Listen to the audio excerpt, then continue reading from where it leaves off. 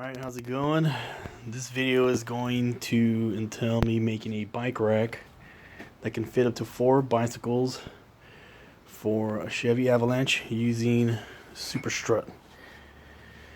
So the first thing we gotta do is we're gonna have to remove these anchor points because we're gonna be using those for the 90s.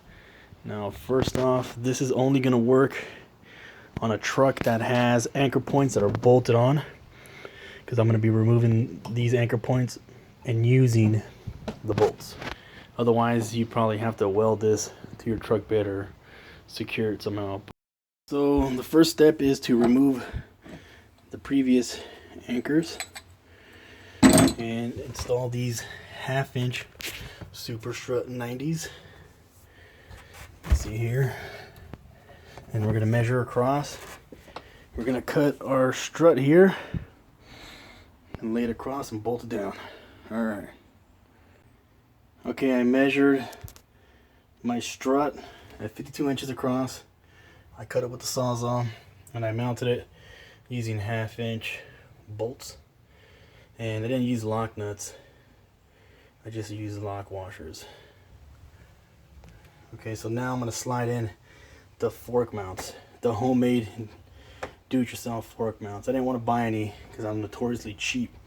The cheapest ones I could find were 13 bucks on Amazon, and I priced it out with using these 1/2-inch 90s. I can do it for like $5 each. So here we go. Let's see if it works. The fork mounts that I'm gonna make, I set my bike here and I marked the outer edge of where I want my forks to be. So, alright. So I have my 90s mounted. I just measured. I put my fork on here to make sure that it fits within there. And I just use 1/2-inch 90s with some 1/2-inch hardware. And I use these spring nuts in there for these bolts to secure to.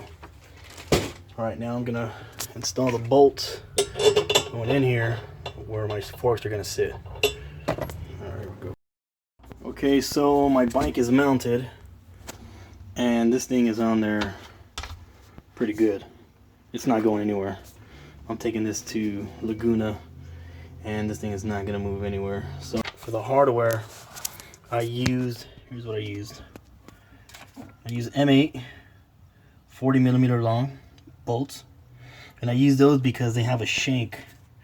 They have a shank with no thread on them.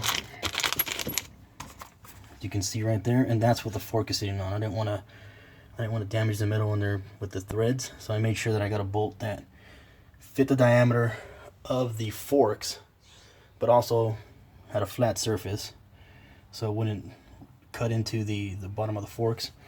And then I used M10 washers, not 8s, because I wanted something a little bit wider. See, there's the M10 back there. And then let's see, on either side of the fork, because I didn't want the washers messing up the paint, I use these bonded sealing washers. So they're washers, but they have rubber on one side, and so that's what I used on either side of the fork, so I wouldn't damage the paint. And then I ended up putting 2 washers on this side. I used a bonded washer and 2 of those M10 washers on this side to give the forks more space from here, to push the forks that way a little bit more because they were too close to the 90. And then just to make sure that the metal wouldn't scratch my paint, I put some Velcro on here. So you can use any kind of material you want here, some felt, whatever, just to make sure that the metal doesn't scratch your paint. Of course, I did that after the fact, so I got a little nick on that paint, so I got to make sure that I sealed that somehow so it doesn't start rusting. And this thing is on there solid, man. And so what I'm going to do to secure the rear, all I'm going to do is, because this is just going to move around, this can move around, I got some straps, some cheap $3 straps at Home Depot. I'm just going to run it from the anchor point across the wheels, bam, to my anchor point and holds down. And that's pretty much it. We're gonna take 3 bikes on our trip, so I'm gonna have 1 bike there, I'm gonna have another bike there, and I can't fit another one in the middle.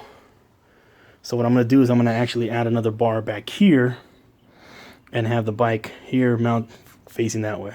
So the back tire is gonna be over there. And so you see the clearance here.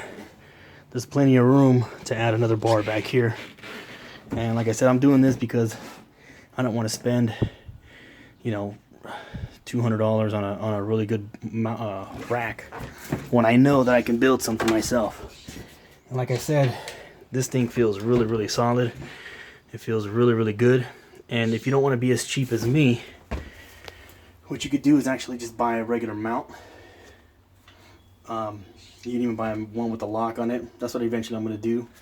But for this trip, since we're going to take so many bikes, I didn't want to go out and buy 3 mounts. So I'm just going to buy 1, but not right now, for my bike. And I'm just going to use this system when I have to go, when I want to take my bike somewhere.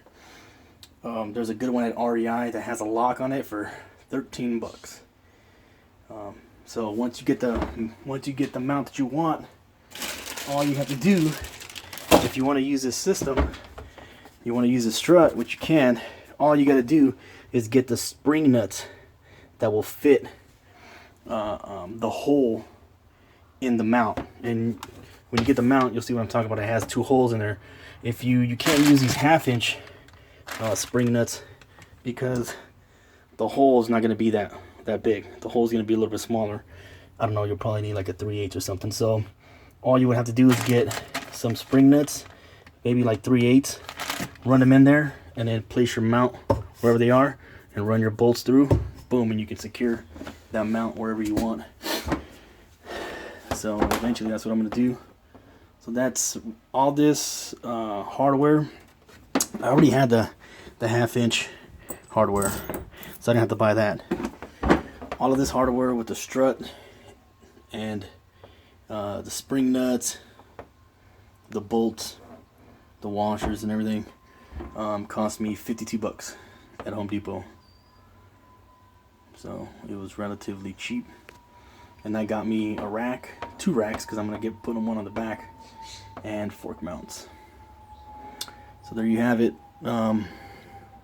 It's pretty simple. It saved me a ton of money.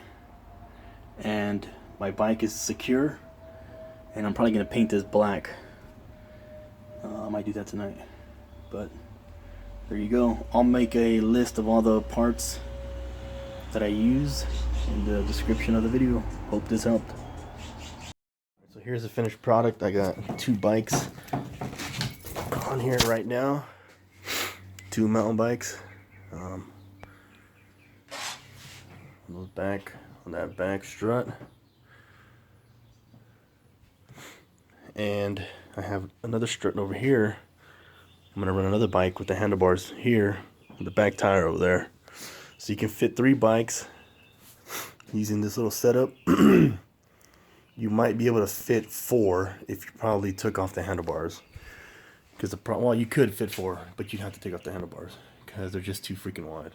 See, this one's not touching, but it's pretty close. And this is a newer mountain bike. This is a brand new mountain bike. And I mean, it's pretty much right there. The brake handles are gonna hit. So you can get 4 on here if you just stagger them. One facing this way, another one facing the opposite, then this one facing this way, another one facing the opposite. You could get 4 in here, but you'd have to take off probably the handlebars on 2 of them. So here you go. 4 bike rack system for a Chevy Avalanche using strut and the super strut accessories and some hardware. Cost me total 65 bucks because I already had pretty much all the tools. So here you go. I hope you like it. I hope it saves you some money. I know it definitely saved me about 400 bucks. All right.